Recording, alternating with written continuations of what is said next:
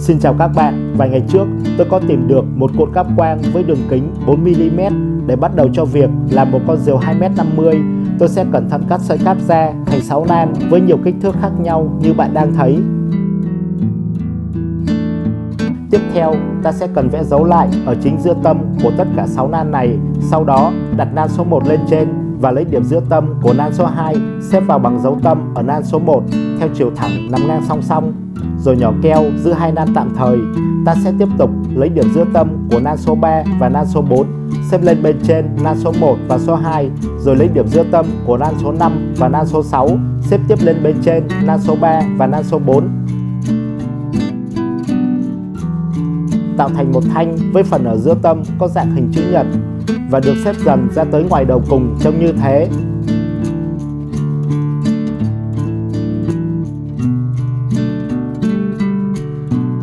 Tuy nhiên, các nan sẽ chưa được liên kết chắc chắn nên tôi cũng cần buộc thêm một số dây thành từng khoảng ngắn ở thanh giúp chúng được liên kết thật chắc chắn như vậy.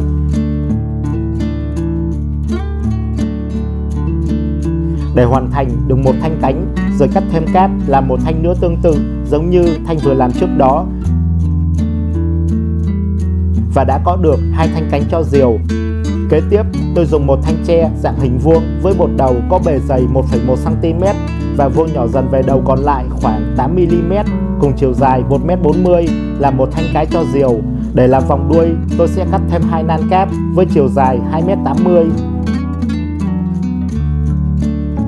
Rồi xếp cho hai nan này được đều bằng nhau và từ một đầu của nan ta đo vào trong 72cm.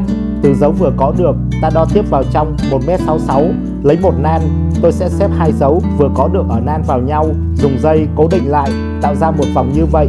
Xong rồi lấy nan tiếp theo làm tương tự như nan vừa làm được trước đó để ra được hai vòng với kích thước tương đương nhau.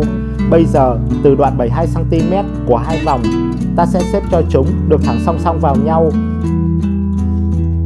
và dùng thêm một nan với chiều dài 1m30. Tôi sẽ xếp điểm giữa tâm của nan này vào giữa đoạn nối ở hai vòng rồi buộc theo cách mà bạn đang thấy. Như vậy ta đã có đủ tất cả các thanh cho con diều này. Bây giờ tôi sẽ cần nối tất cả các thanh lại với nhau để tạo thành một khung diều. Từ một đầu lớn hơn của thanh cái, tôi đo xuống 18cm và lấy điểm giữa tâm của một thanh cánh xếp vào tới dấu vừa tạo được ở thanh cái. Dùng dây và keo cố định lại, đồng thời đo từ vị trí vừa buộc được xuống phía dưới 72cm ở thanh cái và lấy điểm giữa tâm của thanh cánh thứ hai xếp vào dấu vừa có. Ta cũng sẽ dùng dây và keo cố định lại tại đây.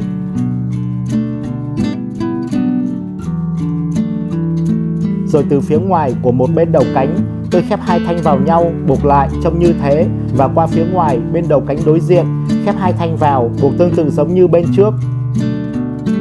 Xoay khung diều qua, ta sẽ vẽ một dấu ở ngay giữa bụng diều. Xong rồi dùng sợi dây có chiều dài hơn cánh một đoạn, tôi sẽ buộc vào phía bên ngoài của một đầu cánh và đưa dây về tới dấu ở giữa bụng diều. Vòng dây qua, ta kéo căng dây một chút để đầu cánh phía ngoài được cong hướng lên trên, thắt dây ở đây lại rồi đưa dây về tới đầu cánh ở bên, buộc cho bằng chiều cong với bên đã có trước đó. Ở đây, nửa cánh khi cong sẽ có chiều dài 1m14 và để hai bên nửa cánh được đều nhau, tôi sẽ chia thành từng khoảng 20cm ở cả hai thanh cánh.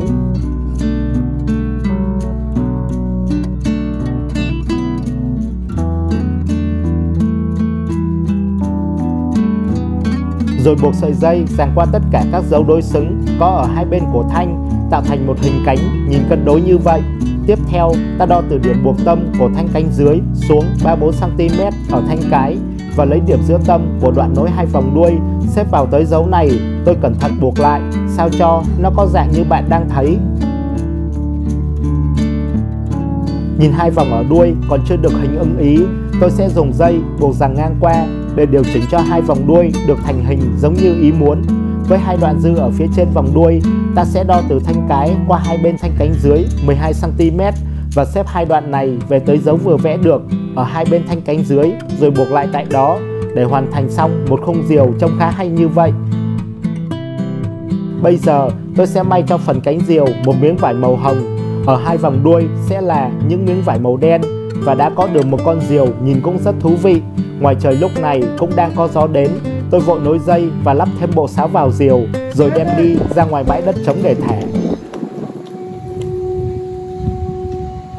Tuy diều chỉ được làm bằng những sợi cáp quang nối vào nhau nhưng bay khá ổn định.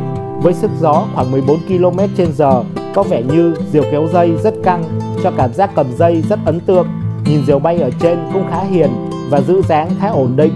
Tôi sẽ thả thêm dây cho diều được bay cao chút nữa, rồi cùng với bạn kia thay nhau cầm dây, thử cảm giác con diều bay ra sao. Ngoài đồng bây giờ trời nhiều mây và gió rất lạnh, nhưng nhìn diều bay thật cao kèm theo tiếng sáo kêu lên từng hồi, làm chúng tôi quên đi cái lạnh của mùa đông giữa nơi cánh đồng quê từ lúc nào không hay.